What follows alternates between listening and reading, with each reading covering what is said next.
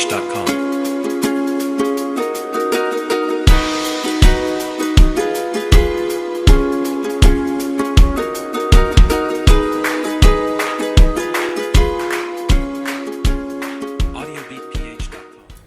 সুপ্রভাত। আজকে আমি বানাতে চলেছি ইডলি, দোসা বা দক্ষিণ ভারতীয় যে কোনো খাবারের সঙ্গে খাওয়ার জন্য সুস্বাদু চাটনি। উপকরণ হিসেবে আমি নিয়েছি রোস্টেড চানা, রোস্টেড বাদাম, কুচনো নারকেল, 3 কোয়া রসুন আর পরিমাণ মতো আদা।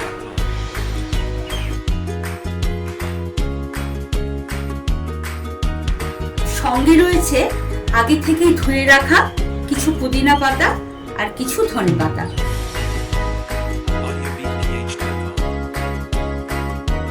ফোড়নের উপকরণ হিসেবে নিয়েছি আগে থেকে ধুয়ে শুকিয়ে রাখা কারি পাতা, 2টো কাঁচা লঙ্কা, সঙ্গে বিউলির ডাল আর কালো সর্ষে। ঝালটা যার যার নিজের সুবিধা মতন দিয়ে খাবেন।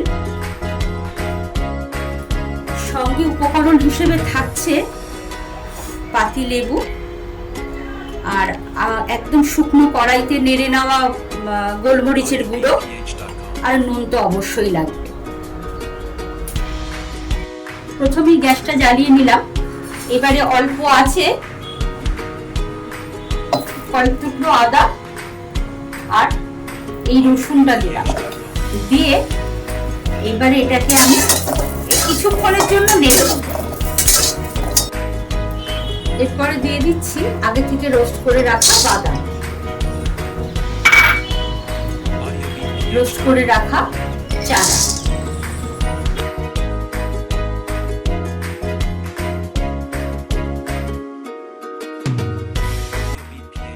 এবারে আমি দিয়ে দিচ্ছি কুচিয়ে রাখা নারকেলটা, কিন্তু মাথায় রাখতে হবে যে নারকেলটা যেন ভাজার সময় পুড়ে না যায়।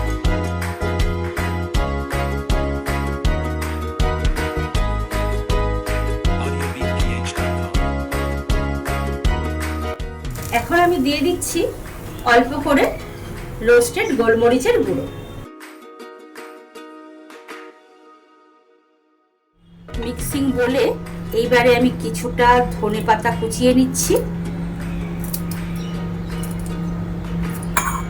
আর নিচ্ছি কিছুটা পুদিনা পাতা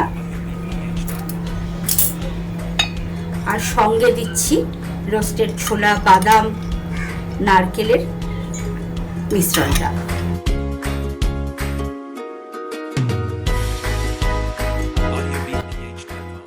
মিক্সি ঢাকনা বন্ধ করে এবার আমি এটাকে একটা মিহি পেস্ট বানিয়ে নেব। এখন আমি কড়াইতে নিয়ে নিচ্ছি 2 চামচ রিফাইন্ড অয়েল। তেলটা একটু গরম হয়ে গেলেই দিয়ে দিলাম কাঁচা লঙ্কা, দিয়ে দিচ্ছি কারি পাতা,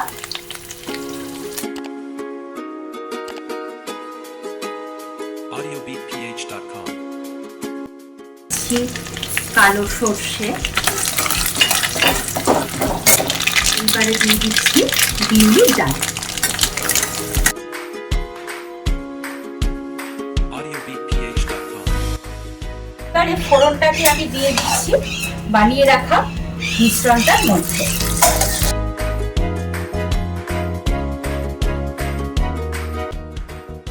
এইবার আমি মিশ্রণটার মধ্যে দিয়ে দিচ্ছি লেবুর রস।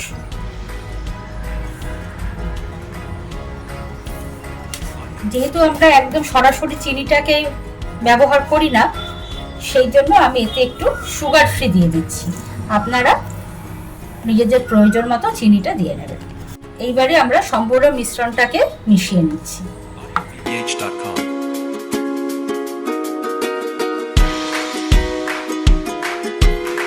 এবার গরম গরম ইডলির সঙ্গে চাটনিটা পরিবেশন করে ফেলুন। একবার খেলে অনেক দিন মনে থাকবে।